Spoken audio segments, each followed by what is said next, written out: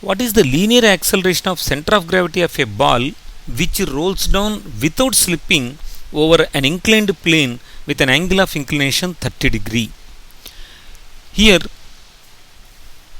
we have to calculate the rolling ball's acceleration on the inclined plane. Already we know A is equal to g sine theta by 1 plus beta.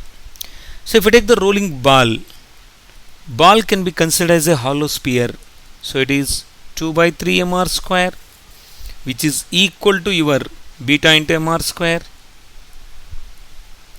Therefore beta is nothing but 2 by 3. Now substitute g10. This is inclined plane angle of inclination 1 by 2. This is 1 plus 2 by 3. So this is with the 2, this 5 times 5 into 3 15 by 5. So acceleration becomes equal to 3 meter per second square.